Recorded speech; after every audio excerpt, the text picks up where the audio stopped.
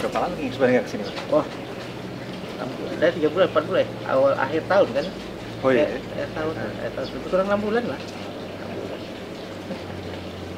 Jadi sekarang ini Kings Bunny ada segmen baru nih Pak. Oh, apa tuh? Namanya ngokang. Ngokang. Oh. Ngokang itu ngobrol di kandang. Oh.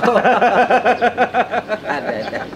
Ngokang ya. Jadi kan Kalau pada Kings makna ngokang itu sebenarnya kan nuker gitu ya, nukeran ya. Tapi benar juga kan tukar informasi. Tukar informasi. Jadi kan Kings Bunny orang Sunda. Orang Sunda itu terkenal dengan singkatan-singkatan ya. Siap. Kayak cilok, aci dicolok. Orang Kings Iya. Bunny mikir, apaan ya? Oh ngokang aja, ngobrol di kandang. Siap.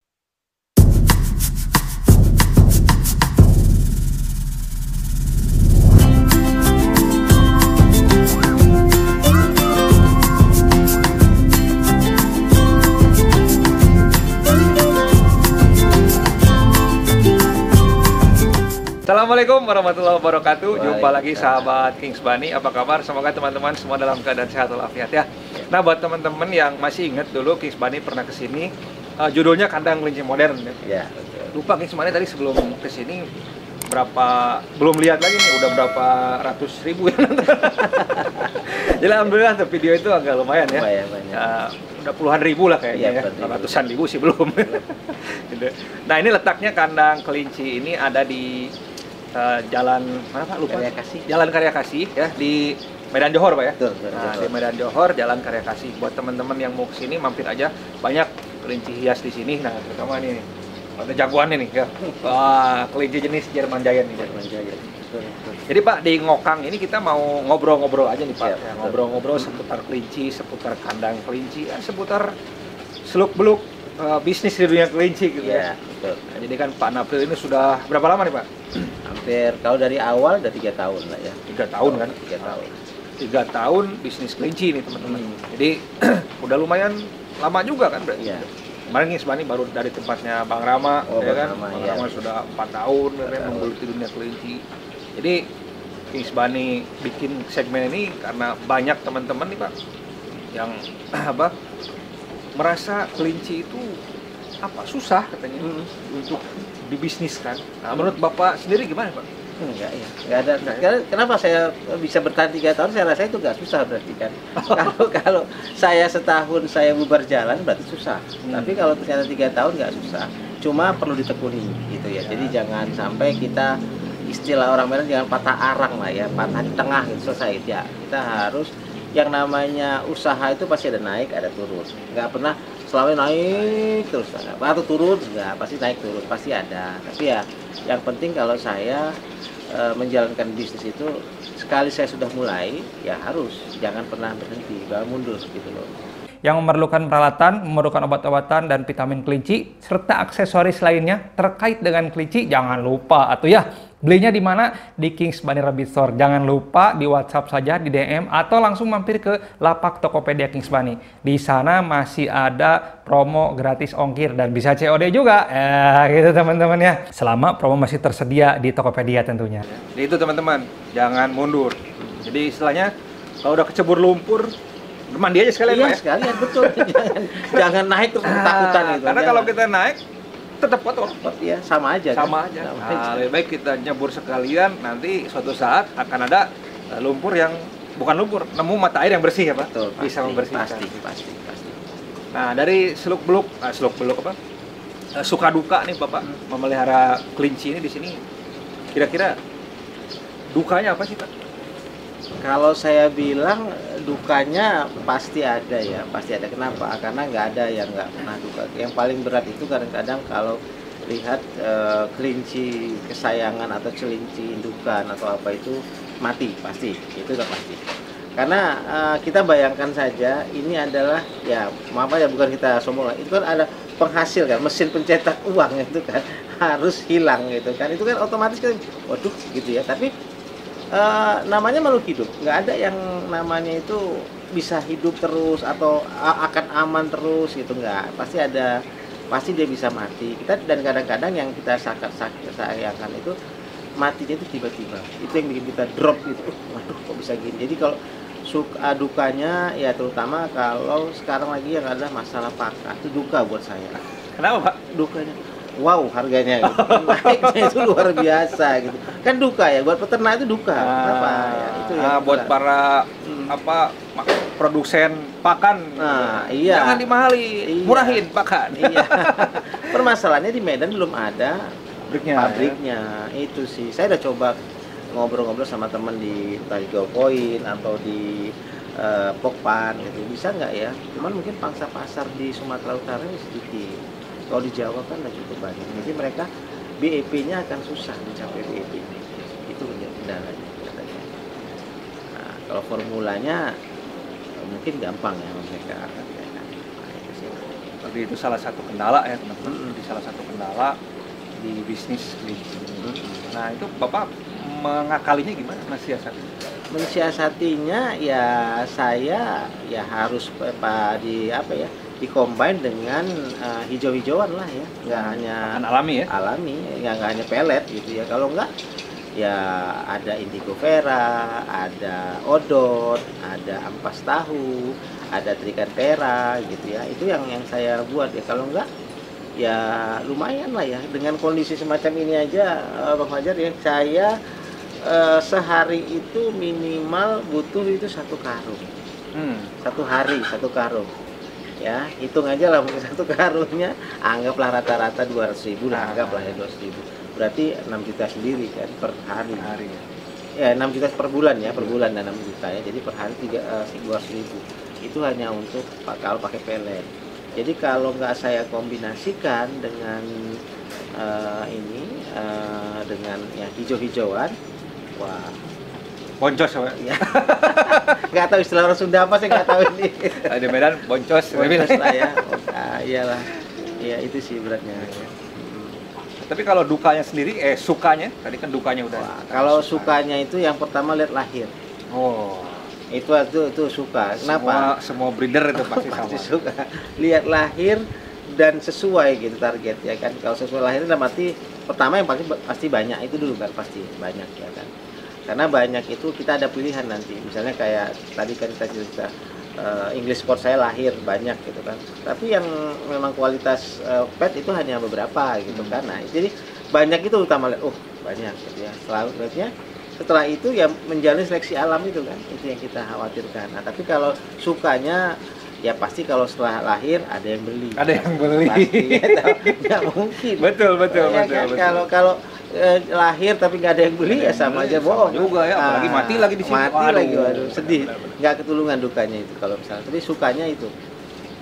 Nah, berarti itu salah satu penyemangat kita ya Pak, Ya, sebagai betul, breeder teman-teman. Jadi kalau misalkan lihat lahiran, lihat yang cair misalnya kalau di sini ya, cair ya maksudnya laku gitu, kelinci kita ada yang beli. Nah, itu salah satu penyemangat kita Pak. Betul. Nah, pernah nggak Pak di sini Bapak mengalami apa ya istilahnya nggak ada yang beli gitu?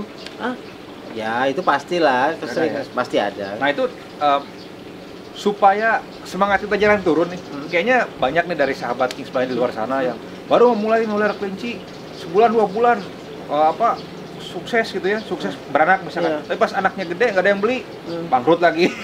Nah itu gimana nih Pak tipsnya menurut Bapak supaya para breeder di luar sana itu tetap semangat untuk ya meskipun nggak ada yang beli tapi tetap semangat gitu, gimana caranya? Karena gini, ya itu saya bilang, hidupnya kan udah pedati, sekali di atas sekali di bawah. Jadi kalau saya syukur nikmat, semua saya syukuri. Nah, kenapa syukur nikmat? Pasti kalau misalnya nggak ada yang beli gitu kan, memang di hati ini apa ya, tapi saya mencari solusinya itu adalah yang side ini aja, ternak saya ini. Contohnya apa? Urin, kotoran. Jadi saya nggak pernah berpikir hanya satu. Jadi diversifikasi usaha itu perlu. Jadi kalau oke, nggak laku yang anak kelincinya, tapi urin saya laku. Kemudian kotoran kohenya itu pun laku gitu kan. Itu jadi tertutupin gitu loh. Nah, jadi kalau kita berat kan 1 bulan aja lah tadi cerita kita harus 6 juta keluarkan. Saya kan berpikir dari mana sementara nggak laku misalnya kan, dari mana gitu kan. Kita harus berpikir dari urin itu saya bisa laku kalau sebulan aja sekitar 4,5 juta laku. Udah hampir nutup kan. Nah, apalagi yang saya lakukan? Ya itu lagi jual kotoran gitu kan. Itu laku. Akhirnya apa? Jadi nggak pernah berhenti gitu, maksudnya makanya itu tadi syukur sama Allah itu perlu, pasti ada jalan keluarnya, nggak ada kita susah selamanya, enggak lah. Nah, gitu. Jadi intinya roda itu pasti berputar. Iya. Jangan lupa bersyukur. Iya. Kemudian apa tadi, kreatif Pak ya? Iya, kreatif. Nah itu yang Kreatif. perlu. Kita jadi jangan hanya mengandalkan jual kelincinya aja gitu ya. Tapi tetap harus kita kreatif. Jual apanya gitu. Tadi kita di belakang sempat ngobrol Pak ya. Iya. Mau apa, limbah-limbahnya ini kayak misalkan apa, bulu-bulunya. Nah itu Betul. bisa teman-teman apa, kreatif lah. Iya. Harus dipikirkan juga gitu. Jadi jangan hanya mengandalkan jual anakannya aja atau jual Iya, kelincinya betul, aja. betul, itu sih. Menurut saya kita memang harus kreatif. Jadi kalau kita kreatif, insya Allah juga ada itu jalan keluarnya. Dan kita nggak pernah patah semangat gitu. Ya bisa udah, ya udah kita nikmati aja. Ini berarti belum rezeki. Nanti ada pastinya saatnya. Jadi kalau sehari 2 hari nggak laku, ya jangan menyerah Pak ya. Oh iya, nggak boleh kita menyerah. Nanti ya rezeki itu udah yang ngatur. Pak, Ada ya. yang ngatur, Rezeki itu nggak udah yang pernah ngatur. inilah ya. Dan saya juga nggak pernah berpikir saya mundur lah gitu, enggak. Memang kadang-kadang muncul kejenuhan tuh muncul, tapi itu kan biasa bagi saya. Kita gimana kita memodifikasi, istilah saya modifikasi lah ya, hati kita ini supaya jangan jenuh gitu. Nah apa, kita bicara seperti gini lah, ngobrol, cerita, atau diajak teman-teman ngobrol, datang kemari cerita gimana ini gini. Nah itu kan muncul hal-hal baru gitu sih. Itu sih Pak Fajar. Jadi bagi saya itu, bagaimana saya memotivasi diri saya, itu aja kuncinya. Kalau sudah termotivasi insya Allah jalan. Karena memang Pak Nafril ini awalnya berangkat dari hobi Pak ya. Iya, hobi. Dari hobi. Tapi Pak, kira-kira menurut Bapak sendiri kan, kalau Bapak punya pekerjaan lain nih. Iya, betul. Tapi buat temen-temen nih yang di luar sana memang ingin menggantungkan hidupnya di kelinci. Ini kira-kira gimana sih Pak menurut Bapak? Peluangnya? Peluangnya saya rasa bisa bagus ya. Karena kenapa ya kan? Di Jawa sana banyak kan tergantung sama kelinci kan, hidup kok gitu. Betul. Kan. Tapi sekarang bagaimana menghasilkan kelinci yang top, gitu, bagus. Gitu. Jangan ya, sekali lagi ya, kalau saya mohon maaf nih, ini prinsip saya tidak akan pernah melakukan namanya cross jenis, misalnya Kawin silang gitu ya, antara ini ND saya kawinkan sama, atau lokal saya kawinkan EA gitu, muncullah istilah EA lokal dan sebagainya. Itu nggak pernah saya lakukan. Bagaimana? Karena gini, saya lihat ya, banyak ya saya lihat breeder ya, saya kan di Facebook ada teman saya lihat, banyak, oh ini Anggora, tapi kan saya kan udah biasa dengan tahu bagaimana Anggora. Ini sih bukan apa-apa, ini bukan ini, maksudnya kejadian seperti ini nggak, bukan gitu. Nah itu maksud saya, kita nggak bisa memberikan kualitas yang terbaik. Nah sebenarnya orang-orang beli sini kan, kalau saya lah banyak ya, ada banyak beli yang ini, dia tertarik gitu ya Pak ya. Nah kita kasih tahu, Pak saya mau beli, misalnya mau beli Dutch, oke, mau beli Dutch yang gimana? Pak yang murah, oke ya, karena orang Medan selalu gitu, selalu tanya murah dulu gitu. Karena saya bilang, oh jangan lihat itunya, oke nanti ada harga, lihat, oke.